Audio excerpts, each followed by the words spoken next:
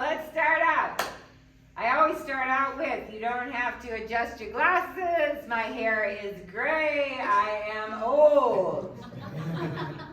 And that's why I know how to do an assumption. Okay? I've been in the industry since 1985, and I'm going to tell you what, assumptions were hot back then. And back then, we didn't have to qualify, right? Because the FHA and VA were just not quite smart enough to understand the concept. If a buyer doesn't come in and qualify for a transaction, right, and it's a VA loan, and on a VA loan, you don't have to have skin in the game, right? VA loan, dollar down. So back in the old days, what would happen is we have the seller who now wants to sell his property. He finds a person who just wants to basically assume the loan, no skin in the game. That buyer defaults. Whose credit is destroyed if there is no qualifying piece of release of liability to the seller? Whose credit is the seller, right? So what happened was all of these buyers came in and they bought these homes on what we called simple assumptions, right? And then, I don't know if anybody's really as old as I am, in 1989, the entire market had a meltdown, right? We crashed. I know everybody kind of thinks when the market crashes, it's like a new thing, right? It's not a new thing. It just keeps happening. And when it booms, oh, this is a new thing. No, it's not a new thing, right? So in 1989, the market crashed. And all those people who bought these homes on an assumption, simple assumptions that didn't have to qualify, they defaulted. And all of these sellers, their credit was bad, and all these lenders had to foreclose, right? So now what's happened is FHA and VA has come out that you have to qualify to assume a loan. FHA and VA, buyer must qualify, right? So now, somebody tell me, what is an assumption? We're assuming the seller's loan. Okay. And that means what? Taking the liability from the seller and taking it on their interest rate and terms. Okay, thank you. And you cannot answer any more questions, okay? You are banned! All right. So that's what happens. What happens is the buyer is going to assume the seller's loan and take over the payments. Now, remember, I just did the whole story about now the buyer has to qualify, right? We call those formal qualifying assumptions. These are new words, right? These are new words, new lingo that we have to learn when we're dealing with an assumption, and it is qualifying formal assumption. And I try and make a point of this because here's what's going to happen. I already know what's going to happen. It's already started to happen. You're going to be the listing agent, right? And you've got a seller, and they have an FHA loan. I call them hot potatoes, right? I just had a real estate agent call it the golden goose, right? But it's hot potato. Let's say you got a hot potato, right? FHA. You're going to have a selling agent come to you, and they're going to approach you, and they're going to say, I have a buyer. They want to assume your loan. And if you're the listing agent, and you have a selling agent that comes and says that to you, we need clarity. So what you're going to say to them is, are you talking about a formal qualifying assumption? You're going to ask them that question. Because if you ask him that question, are you talking about a formal qualifying assumption? And he says, oh no, my buyer's just going to come in and start making the payments. That's not an assumption. That is a subject to, where the buyer's going to step in and take over the payment. And if that buyer defaults on making those payments, whose credit is going to be destroyed? Seller. Okay? But we are using the words assumption exceedingly loosely in the market, hence the reason why we need to have some clarification as to what type of a transaction we're doing. I mean, I already know. I know it's happening because people are calling me. I mean, I just had an agent call me the other day and said, "Oh my gosh, Jill, I have an agent. They said that they're gonna assume the loan. Is this an assumption?" I said, "I don't know. Did you ask the question I told you to ask when we were in class? Are you talking about a formal qualifying assumption, right?" Very, very important that you understand. Now, how do you know that you have a hot potato? How do you know? Let's say, for instance, that you are going to be taking a listing, right? Getting ready to take a listing. First thing that you should do is you should reach out to Ticor and get a lien summary. Because included in the lien summary is going to be a copy of the underlying deed of trust. And you're going to be able to review that underlying deed of trust to find out if you have a hot potato. You're going to be able to look at the deed of trust and find out if it's FHA or VA. And if it's FHA or VA, then what do you have? You have a hot potato. And then people ask me, how am I going to know when I look at the deed of trust? Well, I'm going to tell you what, on the VA deed of trust, it's in bold. VA, the loan is not assumable without the approval of, the lender, or VA, or something like that. Yes. So also, if you order a lien summary from Ticor Title, our customer service department is already automatically putting that on the lien summary. They're bringing it to your attention, whether it is a FHA or VA, so you guys will know. So if you do want to know, you can obviously order the lien summary from us. So let's say, for instance, you find out it is FHA, right? Hot potato. Whoop, whoop, get excited. Now here's a couple things. In a market like this, maybe you haven't noticed, right? Maybe you have not noticed the market has changed, right? Have you noticed? Obviously you've noticed because you're here at the class learning about assumptions, right? And why are we talking about assumptions? Yeah, the interest rate, right? The interest rate. I mean, wouldn't you rather put a buyer in at 2.5% than a 6%? I mean, really? Now, assumptions aren't from everyone, right? They're scenario driven.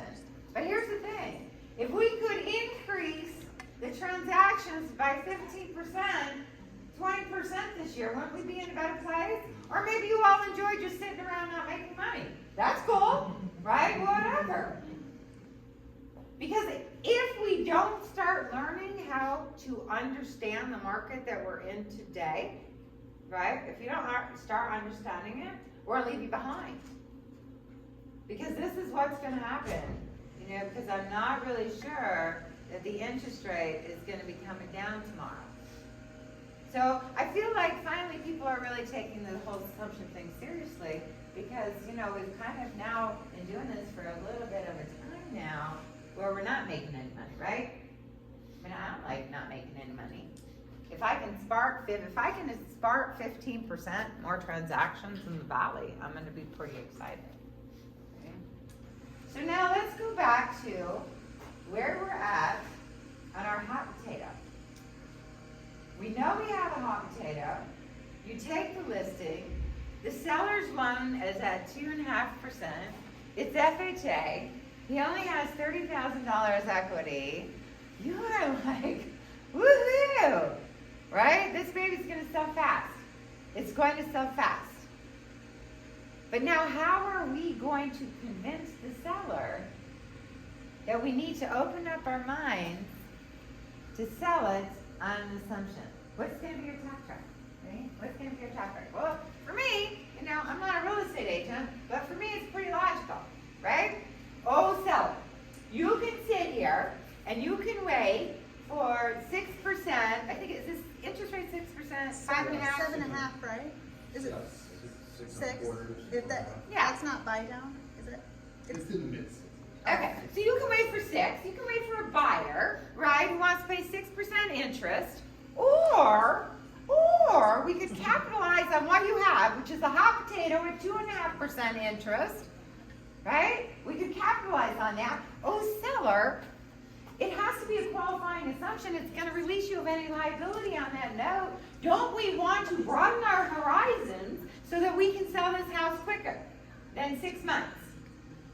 Right? That's what we want to do. We have to have the talk track. right now, when we are in a market like today, knowledge is power. If you don't understand, right, again, we're going to leave you behind. And it's new to everybody. Nobody knows how to do an assumption. We haven't done it.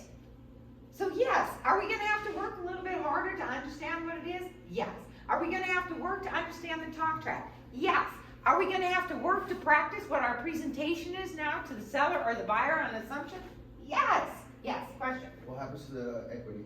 The 30K? Oh, we're going to get I'm there. ready to write it down. I know. I'm already like big story mode. Okay, so let's just first get our listing. We have our hot potato. Now, how many people went 2008? People have been here. Anybody go through 2008? Okay, well, you guys will appreciate that. And I love lenders, don't get me wrong. But I do like to throw a little bit of trash that way, right?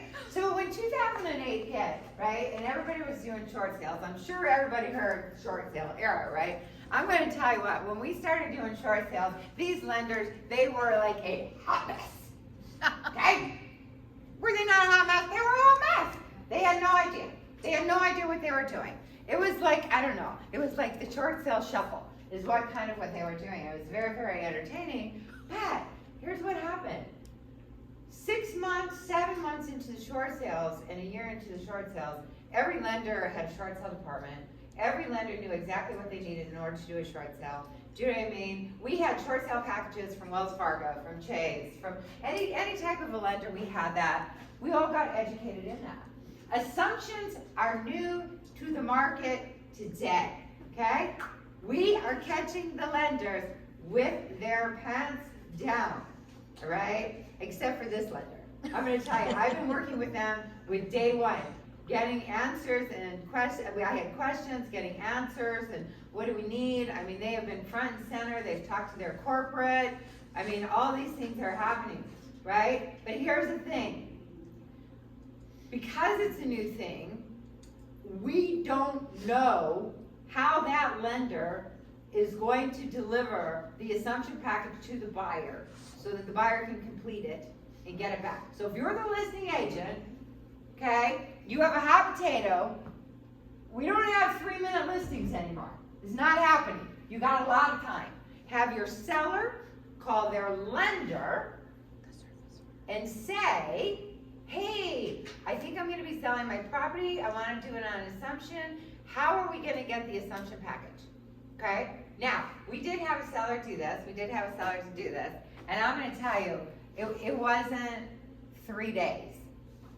The lender had delivered an assumption package to the seller. It was pretty interesting, right? So the lenders are getting it, right? But we still need to know how we get that assumption package for the buyer to complete, to qualify. Now, let's talk about the qualification process. If you were to read regulations, okay? Regulations indicate that the lender has to turn that package around to determine if the buyer is creditworthy within 45 days of them receiving it. Okay? So, what does that tell you right there? It's a process. It's a process, and we're probably not going to do a 30-day escrow. Okay? But, we haven't always done a 30-day escrow. I mean, it's just been recently that all right, but we've had this feeding frenzy. For years and years, we did 45, 60-day escrows. So, that is what regulation says. Now, did you hear the words credit worthy? It's different than a full qualification of a new loan. Because that lender is not going to source funds. They're not going to source funds. They don't care where the earnest money deposit comes from, right? And I feel like in some ways they don't really care where the money comes from, but we've not been able to get a firm commitment from anyone, which I think is going to be lender driven, if that buyer has to have skin in the game, right? I don't know. We don't know. We haven't had enough to see that. The ones that we've closed, the ones that we've seen, There has been absolutely no condition from the lender that the buyer has to have a certain amount of down. I've not seen that. And what I've found, there's nothing that you've seen yet from anybody? Yeah. So it leads me to believe that the lenders may not require any skin in the game. I don't really know, but I don't think so.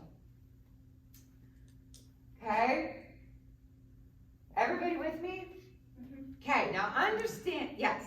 I'm a little confused about that. You're saying the buyer doesn't have to have any skin in the game, but they're gonna be responsible for the loan.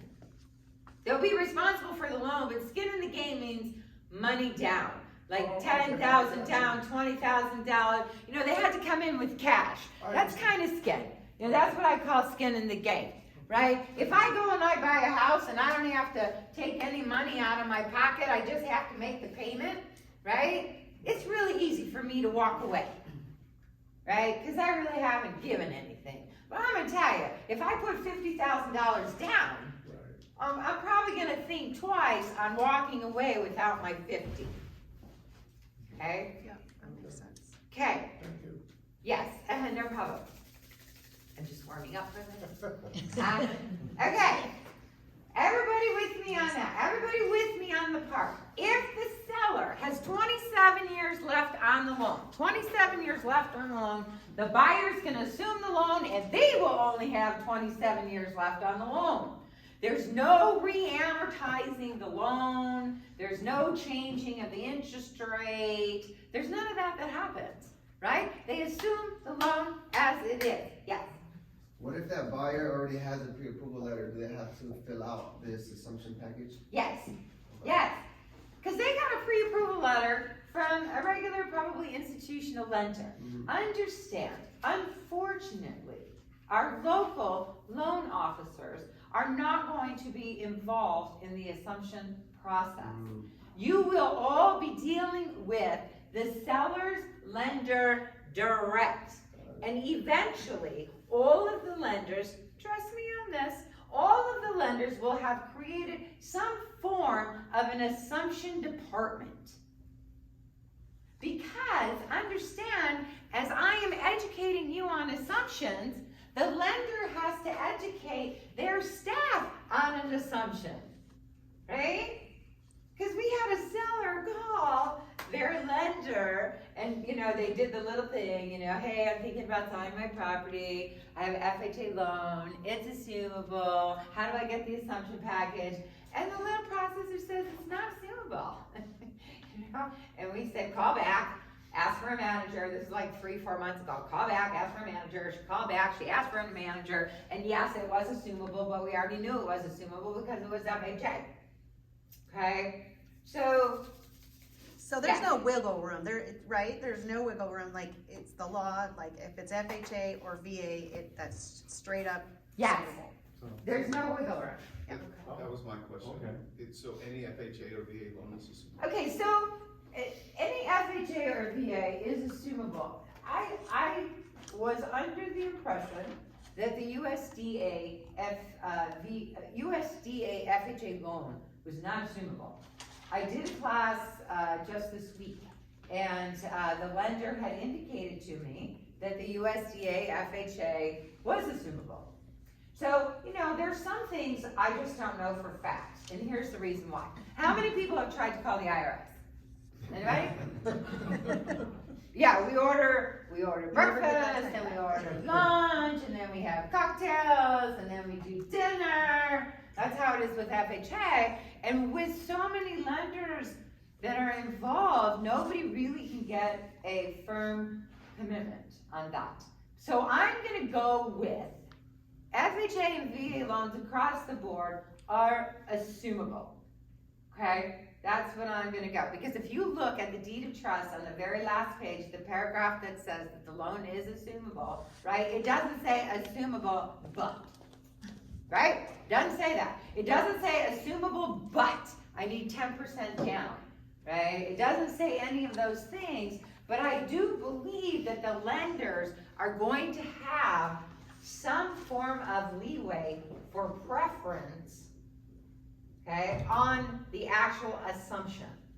But we don't know, we're not gonna know, just like the short sales. We're not gonna know until we start spitting these babies out and we sending the assumption packages in. You know, because we could have, back in the short sale days, we could have one lender that says, give me $500,000 and I'm happy. I don't care how it works. And then we would have another lender who would not approve the short sale for $2.48 on a proration of taxes, right? You know what I mean? It was just not consistent, because I do believe it was lender preference, and we're gonna have something similar on the entire assumption process, okay? Now, benefit to seller on doing an assumption. Benefit to the seller. Sells his house, right? I had an agent call me the other day, and it went through one of my classes. They said, "Oh my gosh, Jill, I am so excited. I have the golden goose." He calls it the golden goose. I have the golden goose. I have a buyer. I have a seller, FHA loan, $30,000 equity. I have not listed it, 2.5% interest. But I'm going to tell you, when the market is going to go like that, right? Because if you're the selling agent, right, wouldn't you be a pretty amazing hero if you could put your buyer in a 2.5, right? But if you don't understand it and you don't talk about it, then how will you ever know that you can put that buyer in a 2.5? But you have to find it, right? You have to find it. So, you know, any of our sales executives can help you farm, right? And, you know, it's scenario driven. If you have a buyer and they have $30,000, that's what they have to spend, you know, I probably wouldn't be looking or farming, you know, homes that closed 10 years ago, right? That are FHA and VA. To them, because the 30,000, because the loan amount, whatever it is, and then the sales price, the buyer's gotta come in with the difference. Yeah, and we're gonna get to that, Okay. okay? All right. So, everybody good with that? Well, how come we haven't talked about conventional loans? They're not- Because conventional loans are not assumable, Okay. but wait, there's more. Conventional loans are not assumable, Okay. but I just got a conventional loan. I just got a conventional loan that's assumable. I have no idea. It is assumable. The lender has confirmed it's assumable. It is a conventional loan. On the deed of trust, it specifically indicates the loan is assumable and lists out the assumption fee. So it's lender preference in that? No, it must be the type of conventional loan they have. Right? So as we go through this, and we all wear our blinders, right? That conventional loans are not assumable, what do we find out? There's a form of conventional loan that's assumable, right? That's what's happening. Okay. All right. So everybody with me on what is an assumption, how it works. You understand all of it. You understand the benefit to the assumption, right? So let's talk about the release of liability on FHA, and then let's move to the VA. Okay. And then we're going to talk about how do you write up the RPA, how do you negotiate it, and how do we get the equity, okay? All right, so when we do an FHA loan, if the buyer is going to qualify, they have to qualify for the assumption. Make sure that they are qualifying with the assumption for the release of the liability on the seller. So the seller's not obligated to the note. That's very, very important, okay? Bada bing, bada bang, FHA is super easy. Now, VA is a little bit different, and it's not difficult, there's just more to learn. How many people think that a non-veteran can assume a VA loan? I think so. They can. Is it based like off of family? No, a non-veteran can assume a VA loan and release that veteran of liability on the note. But if you want that VA seller to be released of the eligibility, you must have a veteran, right? So everybody understand understands what eligibility is on a VA loan, right? That means that you have the right to get a VA loan. 2 years or more? You have to, it could be considered eligible, you have to serve 2 years or more, is that right? That piece I don't know. I think that's what I heard from somebody else. Yeah. So let's talk about, first of all, let's talk about assuming a VA loan without our blinders on. Because obviously we have them on, right? Because nobody knew that you didn't have to be a veteran to assume a loan. So let's take our blinders off, and then let's talk about some options. So first of all, let's talk about what happens if your seller is 80 and they're moving to an assisted living. Do you really think they give a shit about their eligibility? No, they're never going to use it again. Scenario driven. But if you didn't know that, right? If you didn't have the knowledge, right? The power of knowledge, then where would we be? We would be nowhere, right? I'm giving you options. We actually had a situation where we had husband and wife, both were military. Both had eligibility. When they bought their home, they used hers. They are going overseas. They're going to do whatever they do overseas. They're going to come back. They're going to buy another house, and they're going to use his eligibility. They didn't really need a release of eligibility on this, so they didn't really have to limit themselves to a VA buyer, right? Right. Now, back in the old days, back in the old days, you know, VA was very specific, right? Here's your eligibility, it's 400,000, then it was 500,000, then it was 6 1/4, then it was 7, 20, 32, or whatever, it's just changed over the years, right?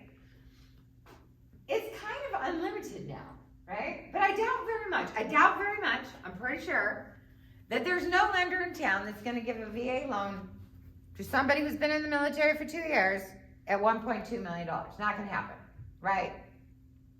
Eligibility now is based on years, years and rank and I don't know, a bunch of other stuff that they put in this formula and then they spit it out. And then they say your eligibility is 800,000.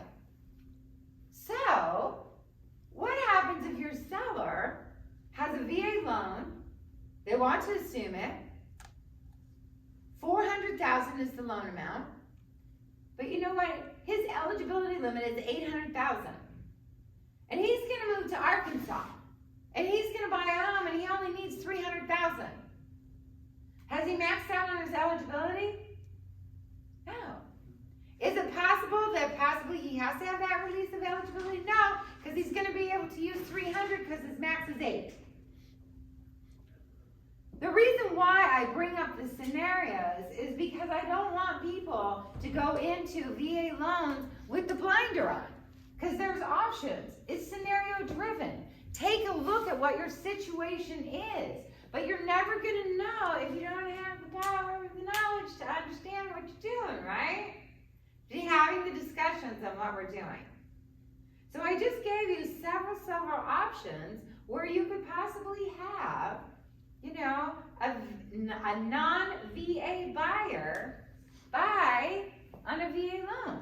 Of course, perfect scenario is that you have a veteran buy on a VA. That'd be perfect. But, you know, life isn't always perfect.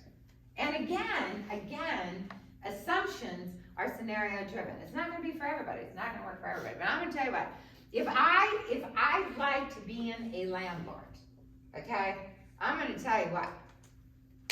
I'd be on these babies, like, you know, I would be on them, right?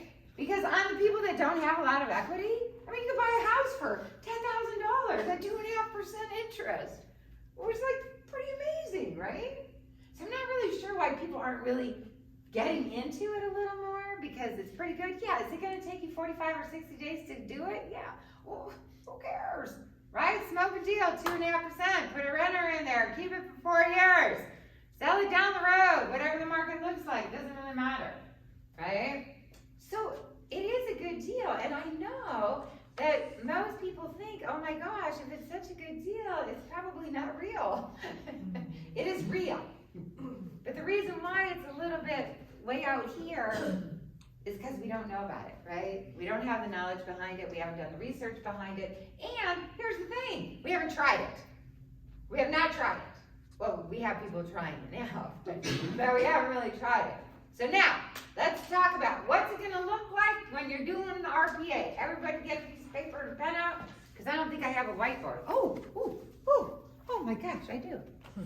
Remember how we talked about we have to learn new words, right? New words. Now, how we learn words of a formal qualifying assumption. Now we're going to talk about, I know that these are simple words, but it's very, very important. On an assumption, there are always two approximates, one firm. Always. Two approximates, one firm. How many people know the exact amount of the principal balance of your underlying loan? Well, that's what I thought. Either none of you guys have a loan, I'm pretty sure, I'm assuming, none of you guys know what your principal balance is. So the principal balance of the existing mortgage, okay? Principal balance of the existing mortgage is always approximate. Now, this is where I think sometimes everybody kind of understands how it works. Let's say we have a seller, and the seller says, I'm gonna sell my home for $300,000, and I'm not gonna come down another penny, $300,000, right? Now, sales price is $300,000. And that we're gonna call firm. The principal balance of the existing mortgage of the lender, the seller, is $275,000. Because he doesn't know the exact amount, because more than likely he's gonna make a payment while we're processing the assumption, we're gonna call this approximate. Now, how do we get the difference? If the sales price is $300,000, the existing mortgage is $275,000. That means now the buyer has to bring in $25,000 to close, right? Right? So he either brings that in cash, he brings that in as seller carryback, or he brings that in on a second loan. We're gonna talk about that. Let's just get through this piece, and then we're gonna talk about how do we get the equity. This is what we call the equity in the home. Somehow, the seller has to get this money, right? Somehow. Cash, seller carryback, or a secondary loan that the buyer's gonna get. Somehow he has to get the $25,000, right? We're gonna talk about that. Now, because this is $300,000 firm as the sales price, and I told you we always have two approximates, we have one firm. At the close of escrow, we request what we call a beneficiary statement. We do not request a payout statement, we request a beneficiary statement, and the beneficiary statement is inclusive interest rate, exact principal balance, how much is the impound account, how many years left on the loan, blah, blah, blah, blah, blah, blah, right? New word for you, beneficiary statement, right? Because we always think of payoff. No, it's a beneficiary statement. When we get the beneficiary statement, what we find when we're ready to close is that the principal balance of the existing mortgage is really $274,000. Now how much does the buyer have to bring in to close? $26,000. Okay? Now, let's say for instance, that the buyer says, I only have $25,000. I don't have any more than $25,000. I can't bring any more in to close. So, now, our $25,000 is going to be firm. Okay? This is always approximate, which brings us now to the sales price. But, if the principal balance comes in at $274,000, this is my firm down. How much is my sales price? Right. It's important that everybody understand this concept. Right? Because if you do the math and you say to the buyer, 25 down, and you get to escrow and you see there's more owing, normally the buyer isn't happy, right? Yes. In a traditional sale, the seller wouldn't make $25K because you gotta consider the commissions, right? Of course, of course. So who pays the agents? The seller, out of his equity. Out of the $25K? Yes. Okay. Out of his equity. Got it. okay? It's important that you understand, because here's the thing. This is where the assumptions are a little scary. When you're doing a transaction with an institutional lender, who normally dictates the deal? The lender. The lender. They tell you what you have to do, right? You have to have an appraisal. We have to do a credit report. This didn't come in. That didn't come in. We have to do this. You have to do that. You have to do this. Who's doing closing costs? The whole 9 yards, right? Well, here's the thing. Now, you are negotiating it. Everything with the other agent, depending on scenario. Right? You have to ask the questions. You need to have to understand it so that you can write up the offer. Because if you're representing the buyer, right? If you're representing the buyer and you're telling the buyer he only has to bring in $25,000 to close, and at the close of escrow we actually get the beneficiary statement and we find out that the loan is really $272, now how much does the buyer have to bring in to close? Right? He's gonna have to bring in more. See, I'm a little confused on that. If you already agreed that the seller's gonna make $25K, why not just reduce the purchase price? Well, that's what we're doing. That's what we are doing, right?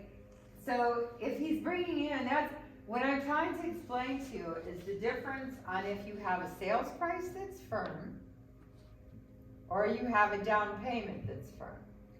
That's what makes out all the difference in the world. The only thing I would make firm is the amount of net the seller's gonna make. Well, that's up to you if that's how you want to negotiate that. But not all the deals are going to be negotiated like that. You may have the deal where the seller says, hey, listen, I need to walk with $10,000. I don't care what you do on this transaction, I just need to walk with $10,000 after I pay all my costs. And that's okay too, if that's how you want to do that transaction. But that's not how all transactions are going to be set up. The 25,000 is what the buyer's bringing in though. Because it's the difference of what the seller's asking. Yeah. And the Right, principal but balance. if the loan is less, then the buyer needs to come in with more money. Yeah. Why not just negotiate the price lower so the buyer only comes in with the 25,000 they agreed to come in with? And that's, you are talking about the scenario if the down payment is firm. Okay? If the down payment is firm, that's exactly how the deal's gonna go. But while you're negotiating with the selling agent, I mean the listing agent, whatever agent that you are, right? And the seller says the sales price is firm, then this down payment will fluctuate. It's how you negotiate your deal. What you're talking about is we've established that the down payment is firm. Remember, always, 2 approximates, 1 firm. Always, on every assumption transaction. Okay? Yeah, I think I would just find out what the seller wants to walk away with first. And that's up And to go from you. there. Yeah, that's up to you on how you negotiate your transaction, yes. Would you suggest that the agents discuss like what is firm and what is approximate while negotiating in the beginning, or essentially wait till you're kind of already locked in? Oh, no, this has to be a negotiation of your RPA. Okay. You have got to negotiate, because you have to put it on the RPA, because as an escrow agent, I'm not gonna know how to work up the file unless you tell me. And the last thing that you wanna do is get ready to close escrow and find out that the buyer has to bring in $3,000 more, and what, we're gonna do an addendum for money? Who wants to do an addendum for money? Like, right? No, right? So we have to know questions to ask. What is the principal balance? Do you have a bank statement already? Let's take a look at it. You know, how much money does the seller need to net? How much money is the buyer bringing in to close? Yes. So in this scenario, what I think you're saying is when you're writing up your RPA, I'm representing the buyer, I wanna make the 25,000 firm. Well, I'm not telling you how to write it up. No, but I'm in saying, this scenario. Yeah. If I understand it. For sure. This way, if the 275 decreases. Yes. All they need, then the price comes down, it's just 25. Correct. Very good point. But, you know, you're negotiating No, with a listing agent who Right. maybe the seller says, hey, I can't take anything less. I'm just giving you the options. Because this is a whole new thing for everybody. right? This is a whole new thing on having control of negotiating. Because there's really no rules. There are no rules to it, but you have to understand it. And then you have to tell me what you're gonna do. And back in the old day, right, people used to do the RPA by hand. You know, like just write, like a weird thing like write, right?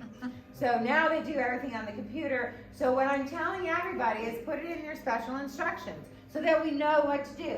And it doesn't have to be a 10-page dissertation. Sales price firm, right? Or down payment firm. You gotta tell us what to do so we know what to do. As I always say, the last thing we always wanna do is draw up an addendum for money while we are in escrow. Okay? Now, we're gonna do this exercise, and then I want everybody to forget it. Because it's important that you understand it, right? It's important that you understand it. Again, you don't have to be the expert, because Colleen's gonna be the expert on it. When you bring the deal in and she closes the transaction, she's gonna do the math for you. You don't have to worry about it.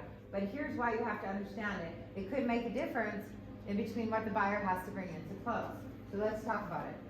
So, let's go with our regular, sales price is 300, principal balance is approximate, this is firm, right? Now, I told you that, let me skip ahead. So the lender's always going to require that the loan become current at close of escrow for the processing, okay? Oh, that's always what's gonna happen, right? They're gonna come. Now, if the seller is delinquent 3 months, we're going to have to collect 3 months of interest, 3 months of payments at the close of escrow, right? Now, I need somebody to do math, somebody that has a phone. Okay, so let's just say for shits and giggles, our principal balance is $275, our interest rate is 2.5, and our principal and interest payment is $1,400, okay? And we're gonna have to collect 3 payments at the close of escrow. The sales price is firm, the down payment is approximate. So we're gonna take $275,000, we're gonna multiply it by 2.5% interest.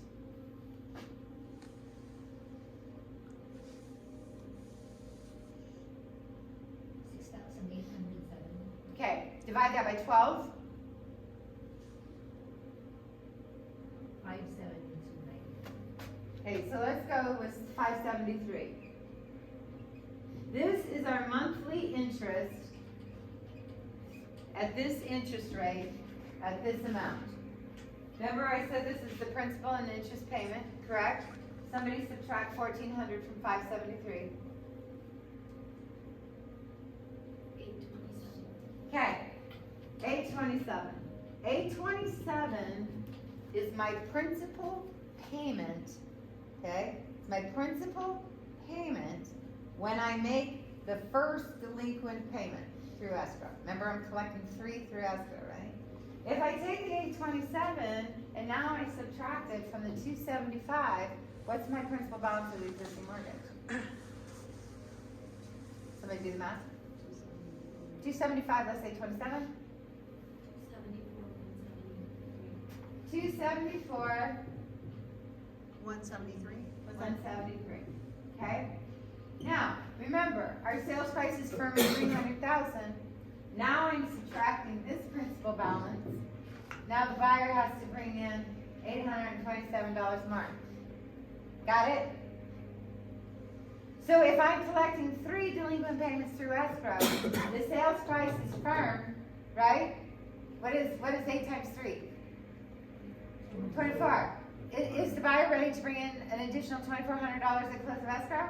Hence the reason why knowledge is power. You need to figure out what's going on with that underlying loan before you negotiate the RPA. Because if you don't, and we wait and get the Benny statement, right? And we wrote up the RPA with the down payment to be approximate, right? Your buyer is going to have to bring in a couple $1,000 more than what he anticipated.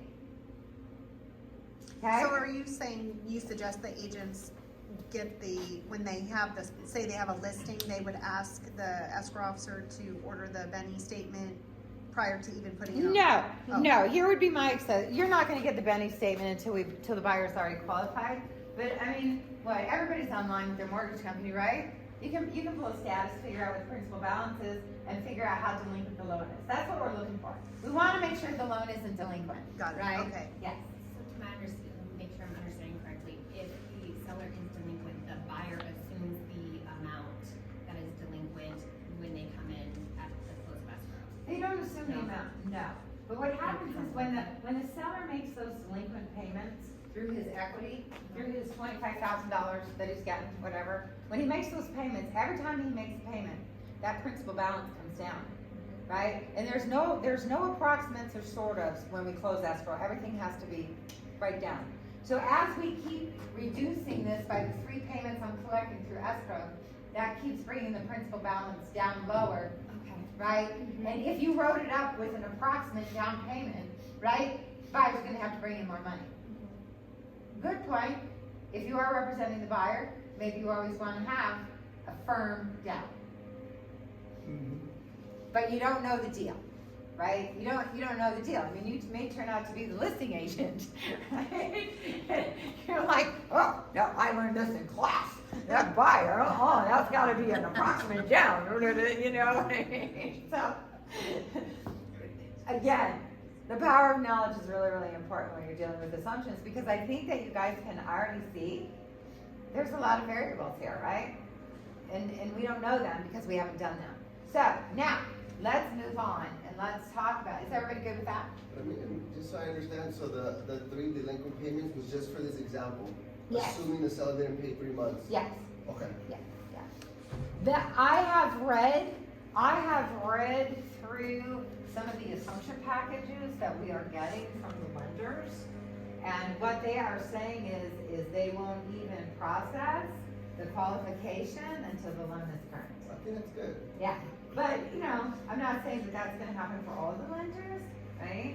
So let's talk about your scenario.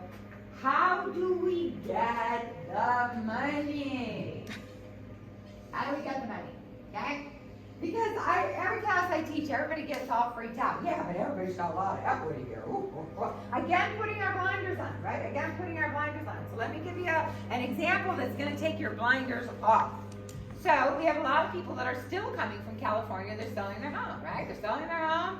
They got $800,000. They're coming here and they're gonna buy a home for $800,000. Well, with this type of a market, maybe you haven't noticed, but your cash in the bank, if you have cash in the bank, is gonna work for you, right? Wait, we got banks now paying us 4 to 6% interest on our cash, right? Really? Who paid you that?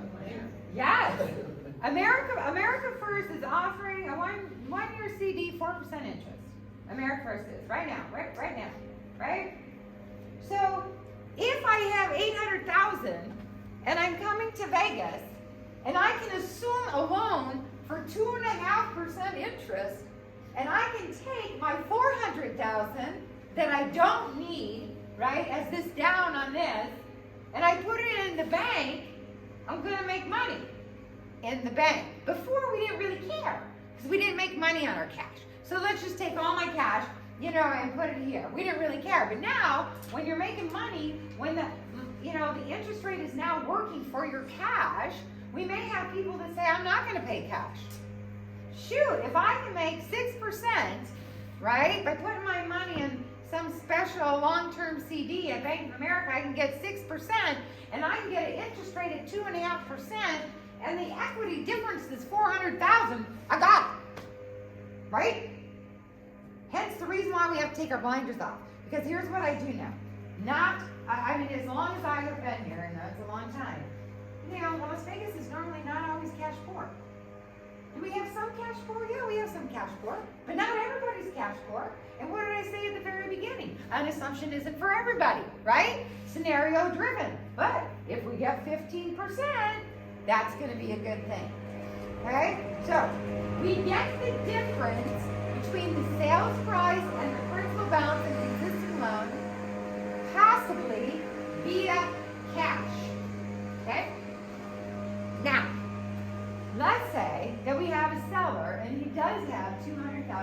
worth of equity in the property. And the buyer does not have 200. They only have 50,000. The seller can do a carryback for the 150,000, the difference of his equity, and get payments. And everybody, well, why would the seller want to do that? Well, let me tell you what. I'm going to give you a scenario, right? You guys are going to be sick of my scenario. But here's my scenario, right? Here's what's happening. I'm the seller. I'm selling my home. I have $200,000 worth of equity. And I'm actually going to hop in my motorhome and I'm going to travel for 3 years. So I don't really need my $200,000. What I really need for 3 years is a little bit of a monthly supplement so I can pay my gas in my motorhome. Right? How many people do you know that do that? A lot of people do that. They want to explore. They want to find the perfect city to live in. Right? It doesn't exist. I've been to all 50 states. The perfect city does not exist. So anyhow, but here I'm saying scenario. Not every seller wants cash. Not everybody needs to cash out. Can we do an option of a seller carryback, right? And if I were a seller, if I charge that buyer 6% interest on my seller carryback, it's just like investing cash in the bank. Because I just told you the banks are paying you 4 to 6. So it's not really like the seller's going to be out anything. He's going to be guaranteed 6% interest, and you're probably going to have a balloon payment maybe in 3 years, but 6% interest for 3 years is pretty good. Right? Not bad. So we can do a seller carryback. Now, you can do a hard money lender loan. Right now, the hard money lenders are on a second, are charging in between 9 and 11%. You can do that. We have had a couple institutional lenders that have now started to do seconds. And I do believe that you are going to see more of this as the interest rate stays high. Because, unfortunately, it's a down market for the lenders. The lenders are really taking a hit. Do you not agree? Unfortunately, I do. Okay. How long do you think that the institutional lenders are going to want to sit there and not make any money? They're going to figure out a way how they can make money by doing this, especially if the assumptions really take off, especially if the interest rate stays high. Nobody wants to sit there and make money when everybody else is making money, right?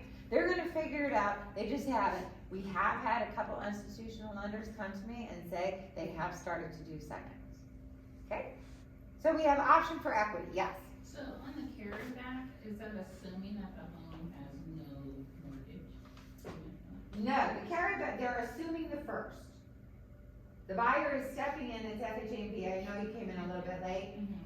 The buyer is assuming the first mortgage. Okay. So they're getting a second for the difference in equity. Okay. The difference from the sales price to what the buyer's cash is and the difference on the principal balance of the existing mortgage. Okay, now, isn't that a little dangerous if, well. Well, what's the danger? If they don't pay that second, and they only pay the first. Then the seller, who has the seller carryback, forecloses and takes the property back.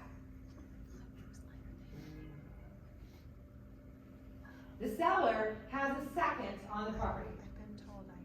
At any point in time, and this is where people get really confused, the seller has a second on the property.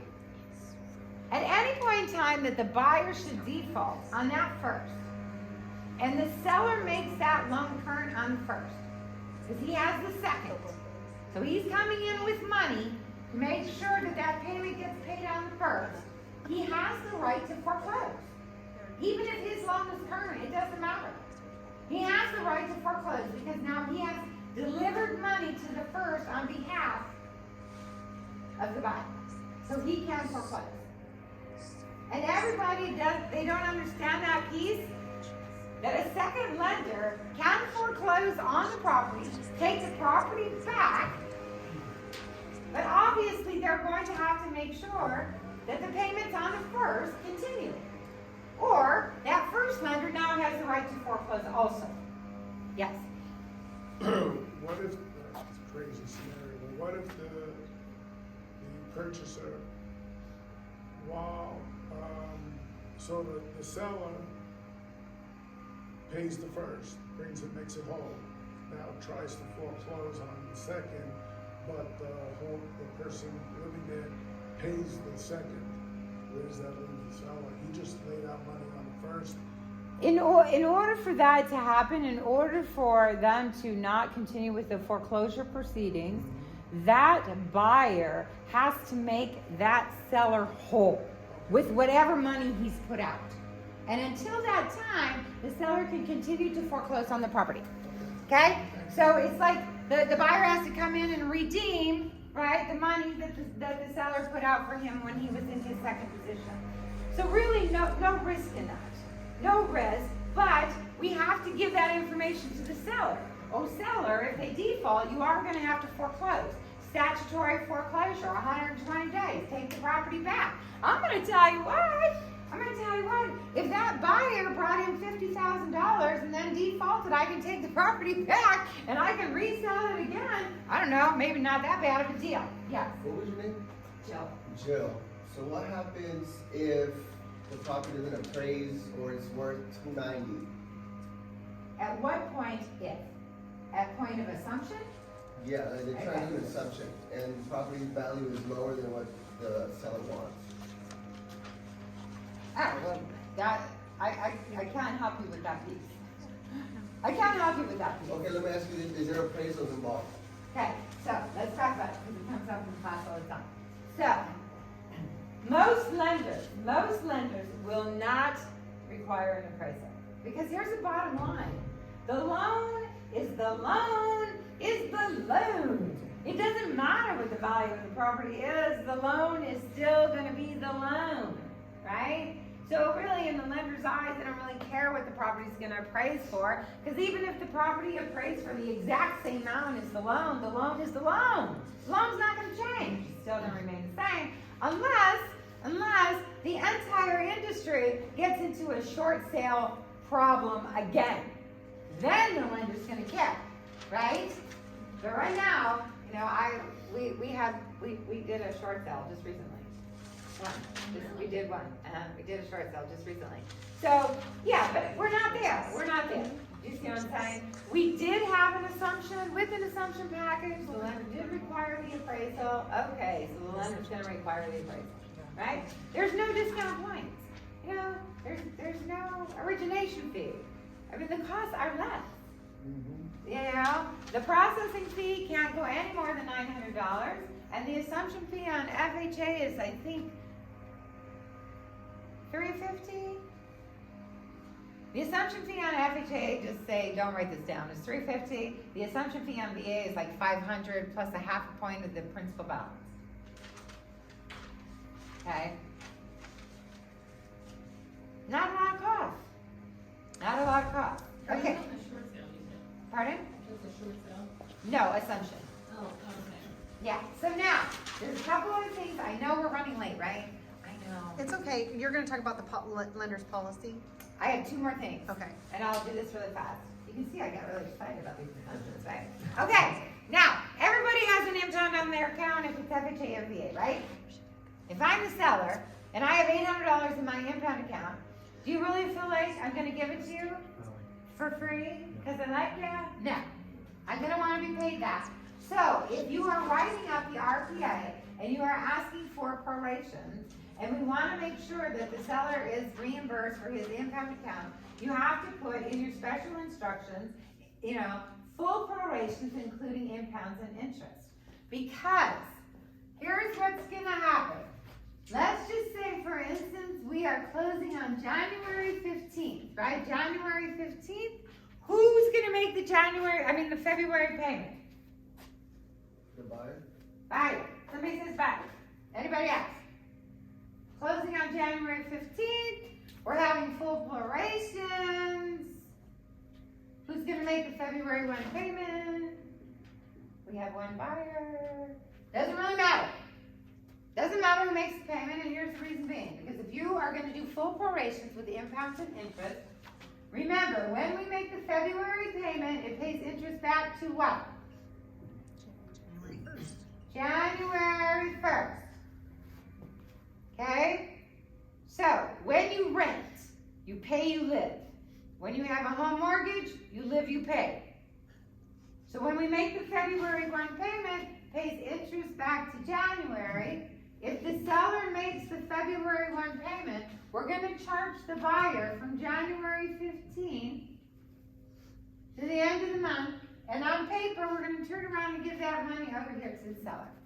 And if the buyer makes the payment, then we're gonna charge the seller, oh, that's like a mess. Then we're gonna charge the seller from the 1st to the 15th, and we're gonna turn around and give that money to the buyer on paper. Now, if the deal is seller to net $25,000 or $10,000 or $15,000, don't do prorations. Why would you do that? Don't do prorations, because prorations, we're just going back and forth with money, right? So don't do prorations.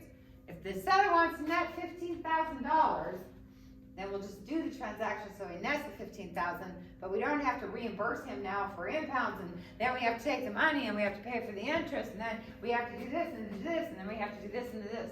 $15,000, no prorations. Whoops, sorry, I'm like tripping all over here. Okay, everybody good on that? Okay, last piece. Title insurance. I know. What's title insurance?